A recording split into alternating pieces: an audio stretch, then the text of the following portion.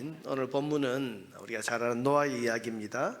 근데 여기에 그는 여호와께 은혜를 입은 사람이다. 8절에 보니까 그러나 노아는 여호와께 은혜를 입었다, 이렇게 나오고 있습니다.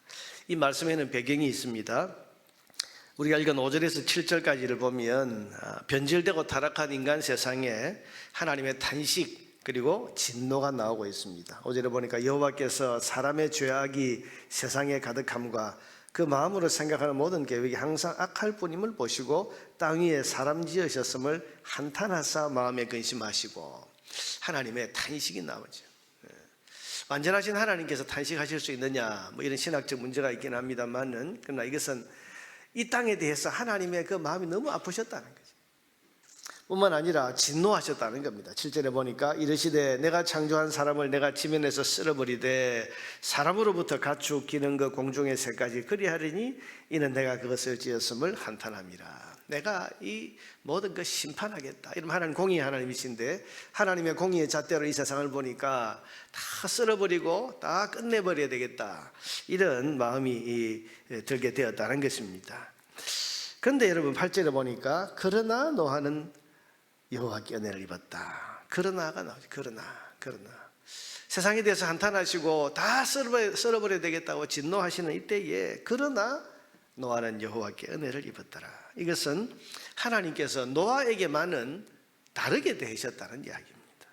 여러분, 그 시대는 죄악이 가득한 시대였는데 그러나 노아는 은혜를 입었더라. 그 시대는 하나님이 진노하시던 시대인데 그러나 노아는 하나님의 진노 대신 여호와께 은혜를 입었더라. 여러분, 어떤 은혜를 입었습니까? 하나님을 모르던 시대에 하나님이 노아에게만은 하나님을 알게 하는 그런 믿음을 주셨습니다. 하나님을 무시하고 대적하던 시대에 하나님께서 노아만큼은 하나님을 공경하고 두려워하는 마음을 주셨습니다. 아무도 하나님을 믿으려 하지 않는 그 시대에 노아에게만은 하나님께서 하나님을 굳게 믿는 믿음을 주셨습니다. 무엇보다도 아무도 하나님과 교통하지 않던 그 시대에 노아에게만은 하나님과 만나고 하나님의 음성을 들을 수 있는 은혜를 베풀어 주신 것입니다. 여러분, 은혜가 뭡니까? 은혜는 하나님께서 다르게 대해 주시는 것이 은혜입니다. 다르게 대해 주시는 거예요. 그런 점에서 보면 우리 그리스도인은 은혜를 입은 사람입니다. 우리는 어떤 은혜를 입었습니까? 하나님께서 다르게 주신 그런 은혜를 입었습니다. 믿음이 없는 시대에 하나님을 믿을 수 있는 믿음을 저와 여러분들에게 주신 줄로 믿습니다. 하나님을 부인하는 시대에 하나님을 만날 수 있는 은혜를 베풀어 주셨습니다. 하나님께서 우리를 다르게 대해주시죠. 여러분, 오늘 이 새벽에 나온 모든 분들은 하나님께서 다르게 이 시대 사람들과 다르게 대해주신 사람들이에요. 우리는 믿음이 하나님의 선물이라고 말하지 않습니까? 그 선물을 우리에게는 특별히 주신 거죠. 그래서 하나님을 만날 수 있는 믿음, 하나님을 믿을 수 있는 믿음을 주셨습니다. 진노가 선포된 이 시대에 저와 여러분에게는 긍휼을 베풀어 주셨습니다. 모두가 심판받는 자리에서 그 가운데 구원이라고 하는 특별한 은혜를 베풀어 주셔서 그 은혜를 입은 사람이 바로 저와 여러분입니다. 그래서 우리 그리스도인은 은혜 받은 자, 은혜 입은 자라고 말하는 것입니다. 여러분, 우리가 은혜로 사는 인생이라고 말할 때 이것은 다른 말로 말하면 우리는 세상과 다른 하나님의 특별한, 하나님 우리를 다르게 대해 주시는 그런 대우, 다르게 대해 주시는 그런 은혜를 입었다는 말입니다. 여러분, 이 세상에 이렇게 세상과 다르게 대해 주시는 하나님의 은혜를 저와 여러분도 받고 있는 줄 믿으시기를 바랍니다. 우리가 어떻게 하나님을 알게 됐습니까? 하나님의 은혜입니다. 남들이 믿지 못하는 예수님을 어떻게 믿게 되었습니까? 하나님의 은혜입니다. 어떻게 우리가 구원의 복음을 듣고 천국과 부활과 영생을 노래하는 그런 하나님의 백성이 되었습니까? 하나님이 우리를 세상과 다르게 대해 주신 은혜의 결과인 것을 믿으시기를 바랍니다. 그러니 우리도 그러나 나는, 여러분, 오늘 그러나 노아는 이라고 말하지만 저와 여러분도 그러나 나는 이렇게 말할 수 있는 거예요. 세상은 악하고 변질되고 타락했지만 그러나 나는 이 시대에 하나님께 은혜를 입었더라. 여러분, 이 사실을 믿으시기를 바랍니다. 그래서 나는 은혜 안에 사는 인생이고 은혜로 사는 인생이고 모든 것이 하나님의 은혜라고 말할 수 있는 것입니다. 왜? 하나님이 저와 여러분을 다르게 대해 주셨으니까. 여러분, 이 새벽에 우리가 나와서 하나님 앞에 기도할 때에 하나님께서 세상의 잡음, 세상의 어떤 소음에는 반응하지 않으시지만 저와 여러분의 기도 소리에는 반응하시는, 다르게 대해주시는 은혜를 베풀어 주신다는 사실을 믿으시기를 바랍니다. 그래서 우리가 기도하는 겁니다. 하나님이 나는 다르게 대하신다. 이 세상과 다른 은혜를 하나님 나에게 주신다. 이 확신을 가지고, 믿음 가지고 하나님 앞에 간절하게 저와 여러분의 기도의 소원을 계속해서 부르짖어서 다르게 대해주시고 다르게 응답해 주시는 하나님의 놀라운 은혜를 경험하는 저와 여러분 되기를 바랍니다. 이런 큰 은혜를 입은 노아가 은혜 입은 자로서 어떻게 살았는가, 이것이 오늘 우리에게 주시는 하나님의 말씀입니다. 여러분, 은혜 입은 자는 이제 은혜 입은 자답게 살아야 되지 않습니까? 은혜 입은, 그래서 그 시대와 다르게 대해주신 그 은혜를 입은 이 노아는 어떻게 살았는가? 그 시대와 비슷하게 살았는가? 세상이 그냥 파묻혀서 살았는가? 그게 아닙니다. 그는 다르게 살았습니다. 첫째는 그는 믿음의 삶을 살았습니다. 믿음으로 살았습니다. 13절에서 15절에 보면 하나님이 노아에게 이르시되 모든 혈육 있는 자의 포악함이 땅에 가득하므로 그 끝날이 내 앞에 이르렀으니 내가 그들을 땅과 함께 멸하리라. 너는 고페르 나무로 너를 위하여 방주를 만들되 그 안에 칸들을 막고 역청을 그 안팎에 칠하라. 방주를 만들라. 여러분, 이 말씀을 받고 노아는 적어도 100년 이상을 이 큰 배를 만드는 일에 전념을 합니다. 여러분, 삶의 모든 것을 하나님께서 말씀하신 이 배를 만드는데 온 힘을 쏟으면서 살았습니다. 남들이 볼 때는 얼마나 인생을 허비하는 것처럼 보였을까요? 얼마나 어리석게 보였겠습니까? 홍수 같은, 아니 홍수가 나면 뭐 산에 올라가면 되고, 홍수가 나면 배 타고 가면 되지, 저 어마어마한 배를, 무려 100년 이상이 걸려서 짓는 저 큰 배를 저렇게 짓는다고 인생을 낭비하는가? 아마 여러분 그 시대에 노아는 미친 사람처럼 취급을 받았을 거예요. 세상은 그의 믿음과 삶을 조롱했습니다. 그러나 노아는 그런 조롱에도 불구하고 다르게 살았습니다. 자기에게 주신 믿음대로 살았다는 말입니다. 세상에 비웃는 그 믿음을 그는 진리로 붙들고 그 믿음으로 산 겁니다. 그래서 그 방주를 짓는 100년이 넘는 그 오랜 시간 동안에 그 수고를 마다하지 않은 것입니다. 여러분, 받은 은혜가 다르면 사는 것도 달라야 할 줄로 믿습니다. 심판을 믿지 않는 사람들은 심판을 대비할 필요가 없지만, 그러나 심판에서 벗어나는 은혜를 입은 사람은 그 심판에서 벗어나는 것보다 더 시급한 길이 없기 때문에 그 심판을 벗어나는 그 일을 위해서 삶을 드리는 거예요. 천국과 구원과 부활과 영생의 은혜를 입은 사람은 이 은혜 밖의 사람들과는 다르게 살아야 하는 겁니다. 은혜를 입었기 때문에 이 받은 은혜에 합당한 삶을 살려면 이 은혜를 주신 하나님에 대한 말씀을 믿는 믿음을 가지고 세상과 다르게 살아야 하는 것입니다. 여러분, 다르게 살 뿐 아니라 세상에 중요하게 여기는 것도 다르고 소중히 여기는 가치도 다르고 선택하고 내리는 결론도 달라야 됩니다. 왜냐하면 우리는 세상과 다른 은혜를 받은 사람이기 때문입니다. 그러므로 그리스도인은 다르게 살아야 됩니다. 여러분, 다르게 사는 것을 당연하게 여겨야 됩니다. 아이들이 우리는 왜 주일날 교회 가야 돼요? 우리는 왜 주일날 놀이동산 안 가고 왜 교회를 꼭 가야 돼요? 그렇게 말하면 여러분 뭐라고 대답하시겠습니까? 우린 종교인이야, 이러면 그렇게 말하겠습니까? 그게 아니죠. 우리는 다르게 사는 사람들이다. 우리는 하나님께 특별한 은혜를 받은 사람들이기 때문에 우리는 세상과 다르게 살아야 합니다. 여러분, 다르게 사는 거예요. 여러분, 다니엘이 바빌론에서 아마 11대에서쯤 되는, 중학생쯤 되는 그런 나이에 끌려간 것 같은데요, 그때에도 그가 왕이 주는 진미와 포도주를 거절하고 나는 물과 채소만 먹겠습니다라고 그렇게 다르게 살겠다고 말할 수 있었던 이유가 뭡니까? 자기가 여호와와 언약을 맺은 하나님의 은혜 받은 백성인 것을 그가 믿었고 다르게 살기 위해서 그렇게 했던 거예요. 여러분, 신앙은, 그리스도인은, 은혜 받은 사람은 다르게 살아야 될 줄로 믿습니다. 세상과 다르게 사는 거죠. 다 거짓말하는 세상에 우리는 정직을 지키고 살아야 되고. 사랑하는 여러분, 은혜 입은 사람은 어떻게 살아야 됩니까? 다르게 살아야 됩니다. 뭐가 달라야 됩니까? 믿음으로. 여러분, 하나님의 말씀을 진리로 믿는 믿음을 가지고 그 믿음대로 살아야 될 줄로 믿습니다.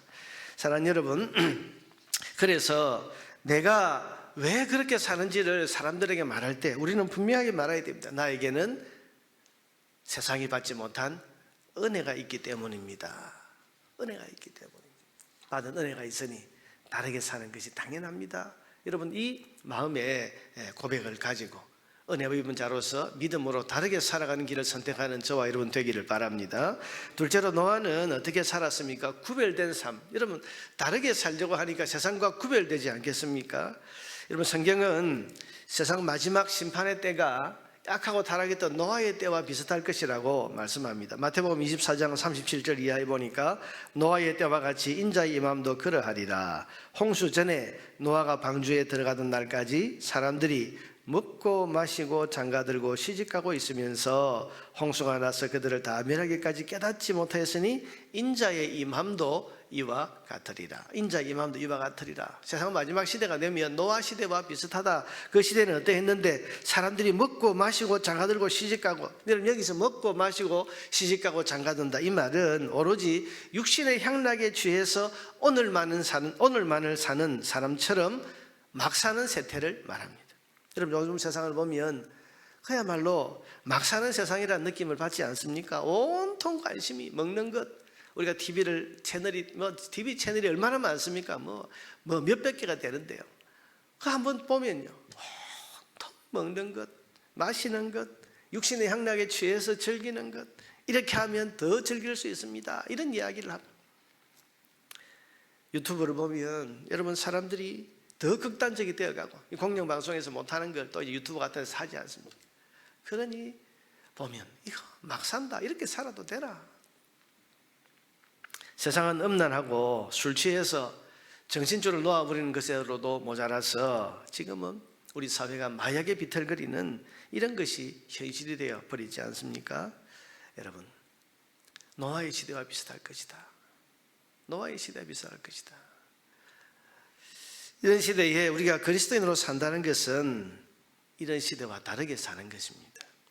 로마서 12장 2절에 보니까 우리 그리스도인을 향하여 너희는, 우리 같이 한번 읽어볼까요? 시작. 너희는 이 세대를 본받지 말고 오직 마음을 새롭게 함으로 변화를 받아 하나님의 선하시고 기뻐하시고 온전하신 뜻이 무엇인지 분별하도록 하라. 아멘. 다르게 살다. 세상과 다르게 살다. 여러분, 너희는 이 세대를 본받지 말라. 이 세대를 본받지 말라는 것이 뭡니까? 타락하고 음란한 이 세상의 문화와 이 세상의 질서, 여러분, 이런 것들에 거스르면서 그렇게 우리가 살아야 하는 것입니다. 그러니 그리스도인은 말하는 것도 달라야 되고 먹고 마시는 것도 달라야 되고 삶을 즐기는 방법도 달라야 되고, 여러분, 이것이 세상이 악하고 음란하고 하나님 말씀에서 벗어난 것이라고 한다면 모두가 다 가는, 또 모두가 다 즐기는 그런 삶이라고 해서 그대로 따라가면 안 됩니다. 나는 구별된 사람이다. 다른 은혜를 받았으니, 다르게 대해주시는 은혜를 받았으니 나는 다르게 살아야 하는 사람이다. 세상과의 다름을 선포하면서 구별된 삶을 살아가는 것이 은혜 입은 자의 삶이라는 사실을 기억하시기를 바랍니다. 셋째로 노아는 어떻게 살았습니까? 그는 의를 전파하는 삶을 살았습니다. 베드로서 2장 5절에 보면 방주를 만드는 120년 동안 노아가 의를 전파했다. 옛 세상을 용서하지 아니하시고 오직 의를 전파하는 노아와 그 7 식구를 보존하시고 경건하지 아니한 자들의 세상에 홍수를 내리셨다. 여기에 노아가 의를 전파했다. 여러분, 노아는 120년 동안 그저 묵묵하게 이 방주, 배 만드는 일에만 몰두한 것이 아닙니다. 그는 방주를 만드는 그 기간 동안 의를 전파했다. 의를 전파했다. 의를 전파했다는 것은 오늘날 말하면 구원의 복음을 전파했다, 그런 말입니다. 여러분, 하나님께서 노아에게 배를 만들라고 하실 때 사람들이 다 보는 산 위에서 만들라고 하신 이유가 뭐겠습니까? 모든 사람들에게 하나님의 말씀을 전하게 하기 위해서. 여러분, 이게 한두 해 그렇게 배를 만드는 것이 아니라 오랜 기간 동안, 100년이 넘는 기간 동안 그렇게 배를 만들라고 하신 이유가 뭐겠습니까? 홍수를 계속해서 여러분 주님께서 넣어주신 이유가 뭐겠습니까? 사람들이 메시지를 들을 수 있는 시간, 구원의 복음을 들을 수 있는 시간을 계속 주시는 거죠. 그래서 여러분 베드로서에 보니까 주님 재림하신다는데 왜 이렇게 재림이 더딥니까? 거기에 대한 대답이 뭡니까? 주께서 구원의 복음을 더 많은 사람들에게 전해서 더 많은 사람들이 구원에 이르도록 하기 위해서 주께서 늦추고 계신다. 여러분, 노아가 방주를 만들 때 이게 그냥 하나님의 심판을 대비하고 자기 혼자 살아가기 위한 목적이라면 여러분, 산 위에서 만들 필요가 없어요. 아무도 모르는 섬 같은 데 가서 조용히 배 만들고 자기 혼자 살만한 여러분 그런 배를 만들면 되죠. 그런데 100년이 넘는 기간 동안 산 위에서 모든 사람들이 볼 수 있도록 여러분 그 일을 하고 있는 것은 기회를 주시는 거죠. 기회를 주시는 하나님의 마음을 그가 한 것입니다. 그래서 이 방주를 만들려고, 이 산 위에서 이렇게 큰 방주를 만들려고 하신 것은 이 땅의 사람들에게 구원의 복음을 전파해서 그들도 심판에서 벗어나 구원에 이르게 하려는 하나님의 마음이 있다. 그것을 깨달은 노아는 그 방주를 만드는 긴 기간 동안 의를 전파하는 삶을 살았던 것입니다. 세상이 말 심판을 선포했습니다. 그 가운데서 구원받을 수 있는 유일한 길은 방주가 지어지고 있다는 사실을 전파했습니다. 비웃음 당하고 조롱하고 무시해도 그는 자기가 알고 있는 것을 전하지 않을 수 없었고 그가 믿고 있는 것을 알리지 않을 수가 없었습니다. 왜냐하면 자기가 알고 있는 이것은 생명에 관한 문제이고 자기가 믿고 있는 이것은 심판과 거기에서 구원받을 수 있는 유일한 길에 대한 문제이기 때문입니다. 그런 점에서 여러분, 저와 여러분은 은혜 입은 자로서 의의 전파자로 살아야 될 줄로 믿습니다. 여러분, 우리가 알고 있는 이 진리, 우리가 믿는 이 진리는 생명에 관한 문제입니다. 저와 여러분이 알고 믿고 있는 이 진리는 심판에서 벗어날 수 있는 유일한 길에 대한 진리입니다. 그러니 우리는 이 의의 전파자로서의 삶을 살아야 하는 것입니다. 하나님께서 우리에게 은혜를 주신 것은 먼저 은혜 입은 자로서 세상에 의의 전파자가 되게 하기 위해서입니다. 그래서 우리에게 주신 지상명령이 뭡니까? 너희는 가서 모든 민족으로 제자를 삼고 아버지와 아들과 성령의 이름으로 세례를 주라가 아닙니까? 이게 지상명령, 최고의 명령, 가장 우선적으로 수행해야 할 우리의 사명이라고 말씀하신 것입니다. 여러분, 우리가 예수 믿은 이후로 내가 받은 은혜에 대한 깨달음과 감사 이후로 우리가 어떤 삶을 살 것인가? 의의 전파자로서의 삶을 살아야 됩니다. 사랑하는 여러분, 예수 믿은 이후로 내가 주님께 은혜 입은 인생이라는 것을 깨달은 이후로 의의 전파자로서 얼마나 제대로 살아오셨습니까? 여러분 때문에 복음을 듣게 된 사람이 누구이며 여러분 때문에 심판에서 벗어나 생명의 길로 나오는 이 유일한 길 대신 예수 그리스도를 믿게 된 사람이 누구이며 저와 여러분으로 인해서 하늘나라의 그 이름의 생명책에 기록이 된 그 사람의 이름들이 도대체 누구인가 하는 것을 우리는 진지하게 생각하면서 최고의 명령으로, 가장 우선할 명령으로 의의 전파자로 그렇게 살라고 우리에게 말씀하셨는데 내가 이 사명에 대해서 어떤 삶으로, 어떤 자세로 살아왔는지를 돌아보면서 사랑하는 여러분, 은혜 입은 자인 것을 깨달으면 깨달을수록 의의 전파자로 살아가기를 새롭게 결단하고 실행하는 저와 여러분 될 수 있기를 바랍니다. 우리가 추수감사주일은요, 이게 받은 은혜에 대한 감사죠. 이번에 그 기독교보에 이제 제가 사설 쓸 차례라서 추수감사절에 대해서 써달라 해서 이제 쭉 쓰면서 추수감사절의 기원을 보면 성경적인 기원이 있고 또 미국의 추수감사절이 있고 세 번째는 우리나라에서 이제 1903년도에 이 11월 셋째 주의 감사주의를 지키자고 했는데 근데 기록을 살펴보니까 우리나라의 추수감사절을 우리가 지키자라고 한국 장로 우리 조선 장로회가 예수교 장로회가 결정할 때 그 이유가 보니까 우리에게 복음이 들어온 날을 기념해서 이 날을 추수감사절로 지키자 이렇게 되어 있더라고요. 선교의 감사일로 지키자. 이게 뭔가 하면 우리나라의 추수감사절은 뭐 성경적인 수장절, 맥주절도 있고 또 미국의 추수감사절, 땡스기빙데이 그것을 우리가 도입한 것도 있지만 우리 스스로 결정할 때에는 영혼 구원에 대한 복음에 대한 감사일로 이 날을 지켰습니다. 그럼 우리가 부르는 그 감사절 찬송이 있죠. 넓은 들의 익은 곡식. 그런데 여러분 이게 가만히 가사를 보면 무슨 가사인가 하면 영적 추수에 대한 가사입니다. 여러분 이것을 우리 전통적으로 100년 동안 불러왔어요. 이게 뭔가 하면 우리 신앙의 선배들은 이 추수감사주의를 하나님 앞에 영혼 추수의 날로 지키자 이렇게 해서 지켜왔다는 것입니다. 우리가 그냥 가사가 넓은 들에 익은 곡식이니까 감사절에 부르지 그게 아니고요. 기회 지나가기 전에 어서 추수합시다. 이 영혼 추수에 대한 말씀이에요. 그래서 우리 신앙의 선배들이 이 날을 하나님 앞에 받은 은혜, 올 한 해 동안 받은 은혜를 다 감사하면서 뭘 올려드릴까?